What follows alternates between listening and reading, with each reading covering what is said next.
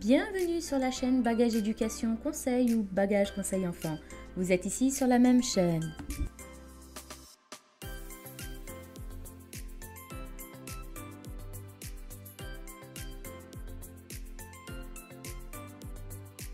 La vidéo que je vous présente se rapporte à l'orthographe dans le domaine études de la langue, adressée aux élèves du cycle 2 et 3. Et nous allons aborder le thème des homophones. Dans cette vidéo, nous en présenterons deux. Le A, AS, A sans accent et le A avec accent, et les homophones ON, ON et ONT. Mais commençons tout d'abord par expliquer ce que c'est les homophones.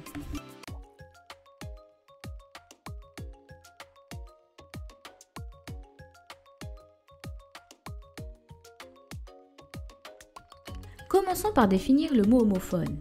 Ce mot est construit avec le préfixe homo qui signifie même, pareil, et le suffixe phone qui signifie voix, son.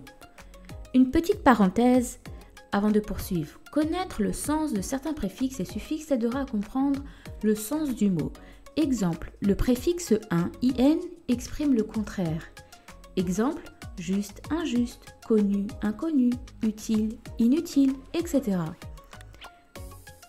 Poursuivons, donc les homophones sont des mots qui ont la même prononciation. Ils se prononcent de la même manière, mais ne s'écrivent pas de la même façon. Ils s'écrivent différemment.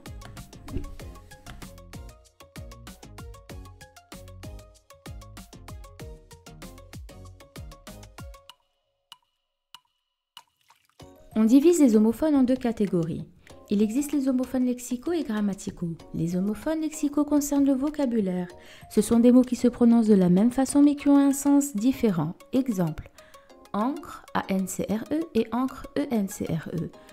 Tous deux ont la même prononciation. Ces deux mots ont la même prononciation mais ont une orthographe différente et un sens différent. Le premier mot signifie pièce d'acier suspendue à une chaîne que l'on jette au fond de l'eau afin d'immobiliser le navire. Tandis que le deuxième mot signifie liquide coloré utilisé pour écrire. Les homophones grammaticaux sont des mots qui se prononcent aussi de la même manière, mais qui s'écrivent différemment et ils n'ont pas la même nature grammaticale. Exemple, l'homophone A peut s'écrire A sans accent, AS et A avec accent, et l'homophone ON, ON et ONT. C'est ces deux homophones que nous voyons dans cette vidéo.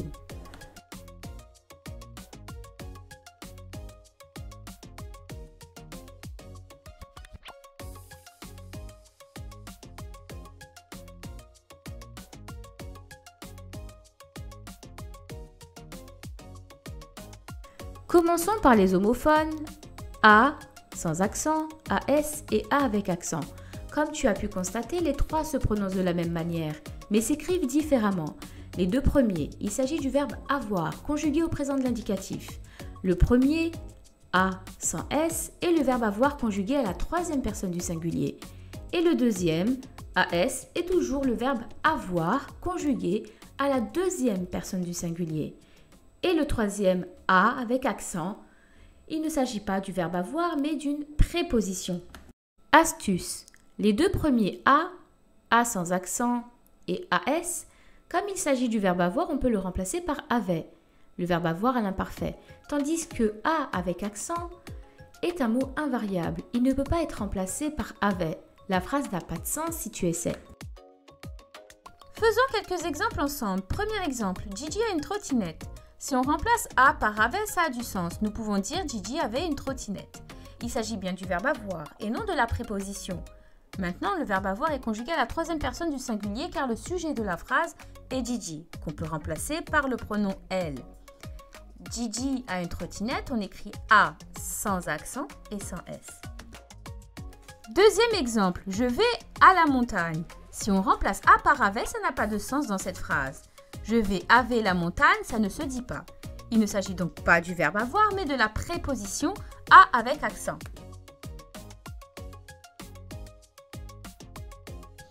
Troisième exemple, tu as faim. Si on remplace A par avait, ça a du sens. Tu avais faim. Il s'agit bien du verbe avoir, conjugué à la deuxième personne du singulier, car le sujet de la phrase est le pronom tu. On l'écrit donc AS. Passons aux exercices. Complète les phrases avec A sans accent, AAS ou A avec accent. Première phrase. Marguerite a l'habitude de cuisiner des gâteaux. Deuxième phrase. Tu as une petite sœur. Troisième phrase. Oliver a oublié son sac à dos. Et dernière phrase. Il a laissé ses patins à roulettes à la maison.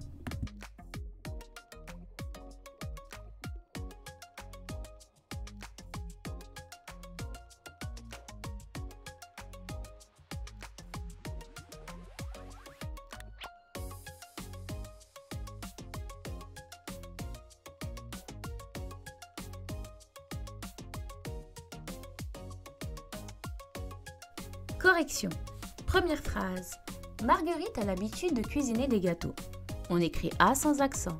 Il s'agit ici du verbe avoir conjugué à la troisième personne du singulier, car le sujet est Marguerite. En effet, nous pouvons remplacer A par avait, ça a du sens.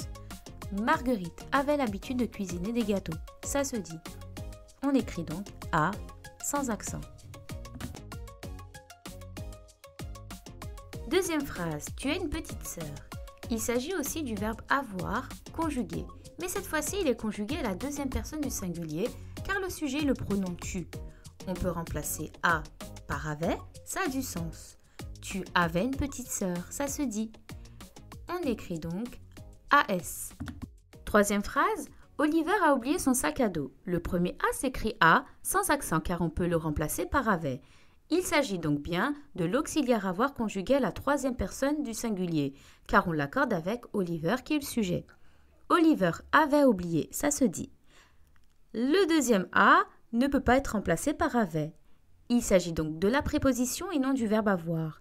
Sac avait d'eau, ça ne se dit pas, ça n'a pas de sens. Donc on l'écrit a avec accent. Dernière phrase, il a laissé ses patins à roulettes à la maison. Le premier a peut être remplacé par avait. Il s'agit bien de l'auxiliaire avoir à la troisième personne du singulier, car le sujet est le pronom il. Il avait laissé ses patins, ça se dit. On l'écrit a sans accent. Tandis que les deux autres ne peuvent pas être remplacés. Avait roulette et avait maison, ça ne se dit pas. Il s'agit donc de la préposition. On l'écrit donc a avec accent. Passons aux homophones on-ont et on-on. On-ont est le verbe avoir conjugué au présent de l'indicatif à la troisième personne du pluriel. Et on-on est le pronom personnel à la troisième personne du singulier. Voici quelques astuces pour ne pas te tromper. Astuce. On-ont peut être remplacé par le verbe avoir à l'imparfait, conjugué à la troisième personne du pluriel. Et on ne peut pas le remplacer par avait. Ça n'a pas de sens, mais il peut être remplacé par un autre pronom. Exemple, il.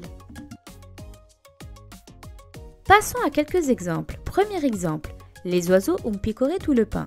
On peut le remplacer par avait. Les oiseaux avaient picoré tout le pain, ça a du sens. Il s'agit donc du verbe avoir, on l'écrit donc ont. Deuxième exemple, cette nuit on a vu la pleine lune. Dans cette phrase, on ne peut pas le remplacer par avait. Cette nuit avait vu la pleine lune, ça n'a pas de sens. Mais on peut le remplacer par il. Cette nuit, il a vu la pleine lune. Ça a du sens. Il s'agit donc bien du pronom.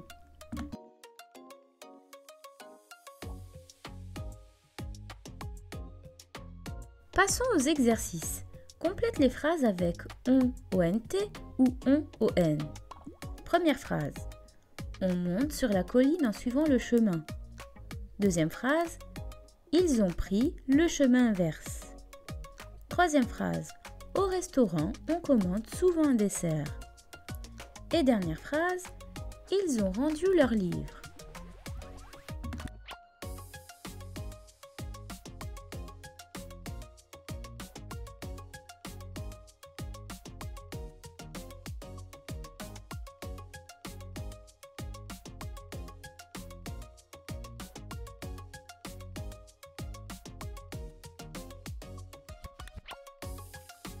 Passons à la correction. Première phrase. On monte sur la colline en suivant le chemin. S'écrit on-on, car on ne peut pas le remplacer par avait. Avait monté sur la colline en suivant le chemin? Ça ne se dit pas. Mais on peut le remplacer par un autre pronom. Exemple il. Il monte sur la colline en suivant le chemin.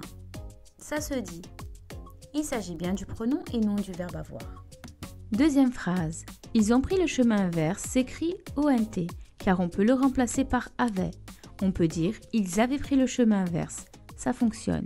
Il s'agit donc du verbe avoir conjugué au présent et non du pronom.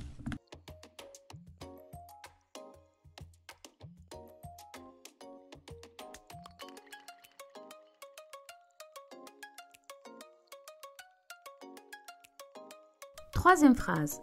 Au restaurant, on commande souvent un dessert. C'est écrit ON, car on ne peut pas le remplacer par avait. Nous ne pouvons pas dire au restaurant avec commande souvent un dessert. Ça ne se dit pas. Mais on peut le remplacer par il. Au restaurant, il commande souvent un dessert. Ça a du sens. Il s'agit donc bien du pronom on et non du verbe avoir.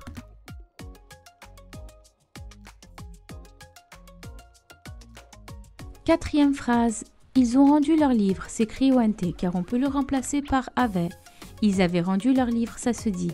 Il s'agit bien du verbe avoir conjugué au présent.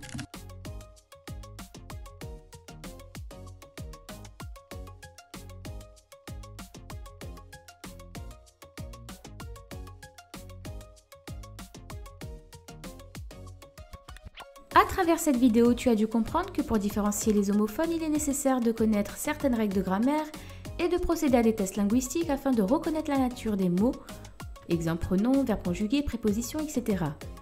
Mais pour les reconnaître, faut-il déjà les connaître? Je t'invite donc à réviser ou revoir les classes grammaticales. Cette vidéo se termine, tu peux nous retrouver sur Instagram, YouTube et Facebook. Si la vidéo t'a plu, n'oublie pas de nous laisser un petit pouce bleu, de t'abonner et de partager à tes amis. À très vite!